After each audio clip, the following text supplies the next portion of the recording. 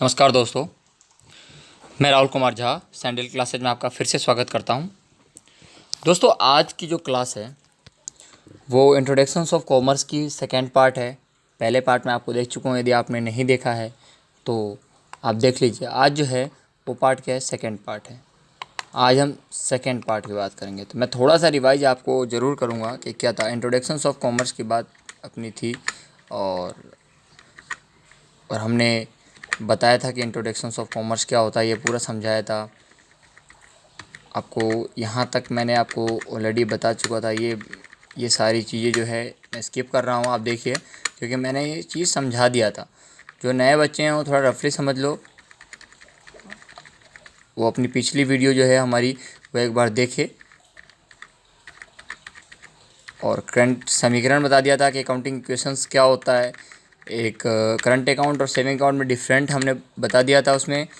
और जो sundry creditors होता है, यहाँ तक मैंने लास्ट वीडियो में आपको बताया था कि सन्ड्री क्रेडिटर्स क्या होता है। दोबारा मैं कह रहा हूँ कि सन्ड्री क्रेडिटर्स क्या होता है, इसके बारे में देखिए। क्या होता है, कोई व्यक्ति हमसे कुछ दिया है ना हमें, तो हमसे कुछ, अगर हमें कुछ दिया है तो हमें भी कुछ देना पड़ेगा। और हमसे को अगर हमने किसी से लिया है ना, तो हमें भी कुछ, सामने वाला हमसे कुछ लेगा। जैसे बताता हूँ, कोई पर्सन है जिसे हमने माल लिया, उसको ना तो हमने कैश दिया ना चेक दिया, सिर्फ ट्रस्ट छोड़ कर आ गए या चेक छोड़ के आ गए। तो ऐसी कंडीशंस में वो भी हमसे कुछ लेगा, या तो माल लेगा या फिर क्या लेगा, पैसा लेगा या अमाउंट लेगा एक। तो वो जो अमाउंट लेगा, अमाउंट तो चलो 2 महीने बाद में लेता है, तो उस बीच में उसको क्या कहेंगे, उसको हमारे लिए क्या होगा, सन्ड्री क्रेडिटर्स होगा। आगे की बात मैं करता हूँ। राम स्टोर्स है, राम स्टोर्स को कस्टमर की ज़रूरी है। राम स्टोर कस्टमर ढूंढा, कस्टमर ही मिल गए, सारी बातचीत भी हो गई। अब कस्टमर या तो कई तरह के होंगे, या तो वो होगा जो बैंक में पैसा डाले और माल ले ले, या एक तरह से होगा जो कैश पैसा दे और माल ले ले। दूसरा कस्टमर आपका होगा जो आप भी किसी पे ट्रस्ट छोड़े तो आप पे भी कोई ट्रस्ट छोड़ेगा। ये फिक्स है कि आप भी कभी उधार लेके आए थे तो आपको भी उधार, मैं यहाँ पे ट्रस्ट वर्ड इसलिए लिखा हूँ कि उधार जब भी होगा जब ट्रस्ट होगा। विदाउट ट्रस्ट उधार नहीं हो सकता। तो उधार आपको भी देना पड़ेगा। तो हमने उसके बदले क्या दिया, इन तीनों चीज़ों में से कोई भी एक देता है दियो में, या तीनों ही चीज़ देता है, तो हम उसे माल दे देते हैं। इसको ट्रांजेक्शन्स बोलते हैं, इसको बोलते हैं लेन देन। हमने कुछ लिया भी था, कुछ दिया भी था, हमने कुछ खरीदा भी और कुछ बेचा भी। दो बातें ध्यान रख लेना बात है कि मैंने वहाँ पर ट्रांजेक्शन्स क्यों नहीं लिखा।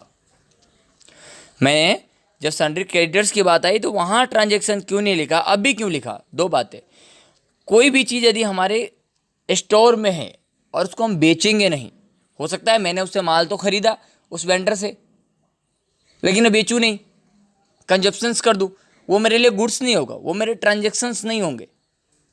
लेकिन जब तक मैं उस चीज़ को सेल कर देता हूँ, जैसे ही सेल कर दिया, खरीदा और सेल किया, ट्रांजेक्शन्स वहाँ पे कंप्लीट हो जाता है। उसे कहते हैं लेना और देना।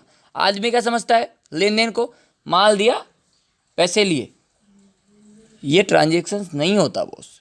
किस ट्रांजेक्शन्स की परिभाषा होती है, किसी वस्तु को व्यापारिक उद्देश्य से खरीदना और उसी वस्तु को बेचना लेन देन कहलाता है।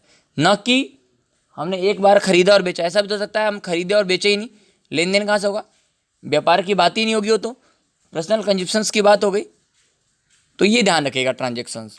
और ये जो प्रोसेस हम करते हैं इसको क्या बोलते हैं हम, सन्ड्री डेबिटर्स। हमने उधार छोड़ा, हमारे लिए क्या संपत्ति है, हमने माल भी दिया तो हम पैसा लेंगे, बाद में लेंगे, तो हमारे लिए क्या होगा, सन्ड्री डेबिटर्स। अरे हमने कुछ दिया तो वो हमें भी कुछ देगा। ट्रिक समझ लो, हमने माल दिया तो हमें पैसा देगा, डेबिटर्स, देनदार। हमने माल लिया, हमें भी, हमसे भी लेगा, लेनदार। हमने माल दिया, वो हमें भी देगा, देनदार। समझ गए, जो हमें पैसा देगा देनदार, जो हमसे पैसा लेगा लेनदार। हमने माल लिया, हमसे भी कुछ लेगा, लेनदार। ये जो प्रोसेस होता है, ये ट्रांजेक्शन्स जो हुए, इसको हम बिजनेस बोलते हैं। अगर हम बेचते नहीं तो वो बिजनेस पूरी नहीं होती, इसको हम बिजनेस कहते हैं। और इसको लिखा पड़ी कि हमने कितना दिया कितना लिया, हमारे सामने डेबिटर्स है। इसको पहले कैसे लिखते थे, पहले नहीं लिखते थे।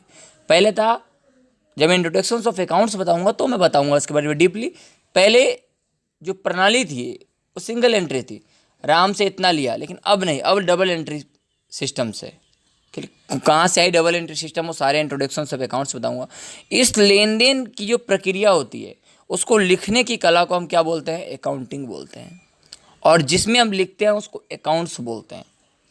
ध्यान रख लेना, जो लिखता है उसको अकाउंटेंट बोलते हैं।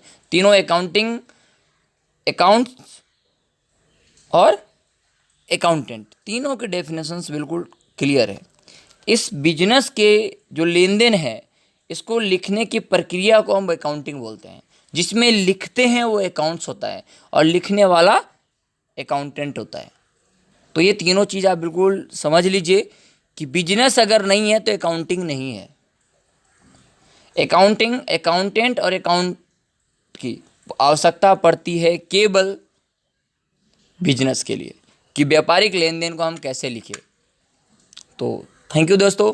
नेक्स्ट वीडियो हमारा जो रहेगा अबाउट ऑफ अकाउंटिंग के बारे में होगा, इंट्रोडक्शंस ऑफ अकाउंटिंग होगा, कि वास्तव में अकाउंटिंग जो लेखाक्रम हम पढ़ते हैं अकाउंट्स, वो क्या है। अभी तक हम क्या पढ़ते थे दोस्तों, अभी तक हम क्लास में जाते थे, सबसे पहले हमें लेखांकन क्या है, अकाउंटिंग क्या है। अरे अकाउंटिंग आई कहाँ से, इसकी ज़रूरी क्या पड़ी, ये बहुत ज़रूरी होता है पढ़ना। अकाउंटिंग करते समय हम हमेशा अपने दिमाग में रखेंगे कि हम एक व्यापारी है, हम स्टूडेंट नहीं है, हम एक व्यापारी है, और व्यापार के नज़रिए से क्या सही है और क्या गलत है। तो आपकी मेंटलिटी उस तरह से हो जाएगी कि आप वास्तव में अकाउंटिंग कर रहे हो। ये चीज़ें हमेशा ध्यान में रखने वाली बात होती है कि अकाउंटिंग सीखने का मतलब ये नहीं कि हम एक स्टूडेंट बन के सीखे, नहीं, हमेशा ये दिमाग में रखे। मैंने पहला वर्ड क्या किया था, where the business begin is and accounts बिंग, जहाँ से व्यापार आरंभ होती है, सोच आरंभ होती है व्यापार की, वहीं से अकाउंट्स की आवश्यकता पड़ती है। अगर सोच ही नहीं व्यापार करने की तो अकाउंटेंट रखने की जरूरी नहीं है, अकाउंट्स रखने की कोई ज़रूरी नहीं है, अकाउंटिंग करने की कोई आवश्यकता नहीं है। पर्सनल जीवन में आप बिना अकाउंट्स के भी जी सकते हैं। तो दोस्तों, अकाउंट्स की अपनी पहली क्लास आपको कैसे लगी, अगर अच्छी लगी तो आप शेयर कीजिए और बच्चों को वीडियो में बताइए। हमारा उद्देश्य है कि हमारे देश का हर एक बच्चा फ्री ऑफ कॉस्ट पढ़े।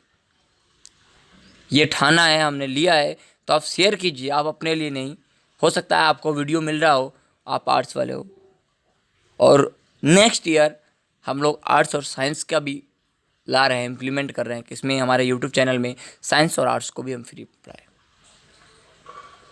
अकाउंट्स में कोई भी आपका फ्रेंड है उसको शेयर कीजिए, हमारा लिंक आप सब्सक्राइब कीजिए, जिससे उसको कहीं ना कहीं फ़ायदा हो। दोस्तों, हम जीएसटी, अगर आप बिजनेसमैन हैं तो हम जीएसटी और इनकम टैक्स के अपडेट रेगुलर देते हैं। आप हमें कमेंट कर सकते हो, हमारे डिस्क्रिप्शन में आप जाइएगा तो मेरा पर्सनल्स व्हाट्सअप नंबर, मेरे पर्सनल्स मेल आईडी, मेरे पर्सनल्स सब कुछ लिखा हुआ है दोस्तों, सब कुछ एवरीथिंग लिखा हुआ है वहाँ पे। तो आप वहाँ जाकर ट्राई कीजिए। थैंक